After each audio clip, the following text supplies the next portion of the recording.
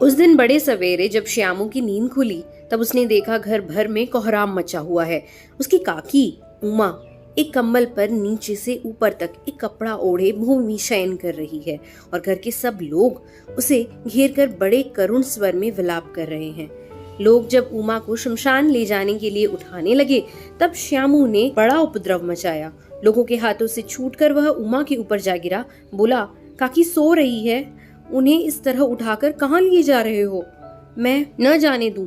लोग बड़ी कठिनता से उसे हटा पाए। काकी के अग्नि संस्कार में भी वह न जा सका। एक दासी राम राम करके उसे घर पर ही संभाले रही। यद्यपि बुद्धिमान गुरुजनों ने उन्हें विश्वास दिलाया कि उसकी काकी उसके मामा के यहाँ गई है, परंतु असत्य के आवरण में सत्य बहुत समय तक छिपा न रह सका। आसपास के अन्य अबोध बालकों के मुंह से ही वह प्रकट हो गया। यह बात उससे छिपी न रह सकी कि काकी और कहीं नहीं ऊपर राम के यहाँ गई है। काकी के लिए दिन तक लगातार रोते रोते उसका रुदन तो क्रमशः शांत हो गया, परंतु शोक शांत न हो सका। वर्षा के अनंतर एक ही 2 दिन में पृथ्वी के ऊपर का पानी अगोचर हो जाता है, परंतु भीतर ही भीतर उसकी आर्द्रता जैसे बहुत दिन तक बनी रहती है। वैसे ही उसके अंतःस्थल में वह शोक जाकर बस गया था।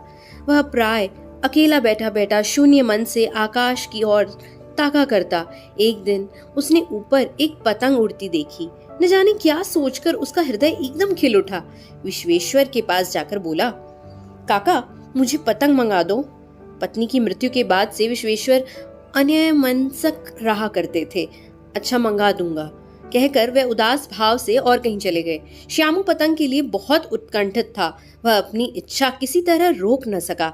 एक जगह खूंटी पर विश्वेश्वर का कोट टंगा हुआ था। इधर उधर देखकर उसने उसके पास स्टूल सरका कर रखा और ऊपर चढ़कर कोट की जेबें टटोली। उनमें से एक चवन्नी का आविष्कार करके तुरंत वहां से भाग गया। सुखिया दासी का लड़का भोला श्यामू का समवयस्क साथी था। श्यामू ने उसे चवन्नी देकर कहा, अपनी जीजी से कहकर गुपचुप एक पतंग और डोर मंगा दो। देखो खूब अकेले में लाना, कोई जान न पावे। पतंग आई। एक अंधेरे घर में उसमें डोर बांधी जाने लगी। श्यामू ने धीरे से कहा, भोला किसी से न कहो तो एक बात कहूँ। भोला ने सिर हिलाकर कहा, नहीं किसी से नहीं कहूँ। श्यामू ने रहस्य खोला। कहा, मैं ये पतंग ऊपर राम के यहाँ भेजूंगा।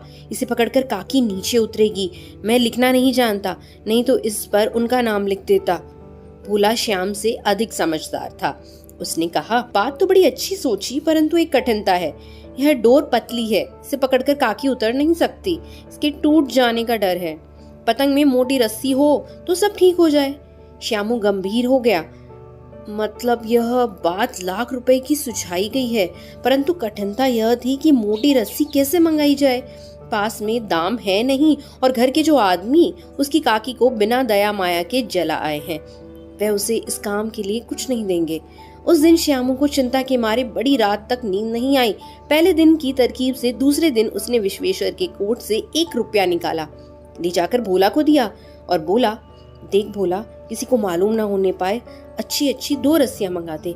1 रस्सी ओछी पड़ेगी। जवाहिर भैया से मैं एक कागज पर काकी लिखवा रखूंगा। नाम की चिट रहेगी तो पतंग ठीक उन्हीं के पास पहुंच जाएगी। 2 घंटे बाद प्रफुल्ल मन से श्यामू और भोला अंधेरी कोठरी में बैठे बैठे पतंग में रस्सी बांध रहे थे। अकस्मात शुभ कार्य में विघ्न की तरह उग्र रूप धारण किए विश्वेश्वर वहां आ घुसे। भोला और श्यामू को धमका कर बोले, तुमने हमारे कोट से रुपया निकाला है? भोला हंसक पकाकर एक ही डांट में मुखबिर हो गया। बोला, श्यामू भैया ने रस्सी और पतंग मंगाने के लिए निकाला था। विश्वेश्वर ने श्यामू को 2 तमाचे जड़कर कहा, चोरी सीख कर जेल जाएगा। अच्छा, तुझे आज अच्छी तरह समझाता हूँ। कहकर फिर तमाचे जड़े और कान मलने के बाद पतंग फाड़ डाला। अब रस्सियों की ओर देखकर पूछा, ये किसने मंगाई? भोला ने कहा, इन्होंने ही मंगाई थी। कहते थे इससे पतंग तान कर काकी को राम के यहाँ से नीचे उतारेंगे।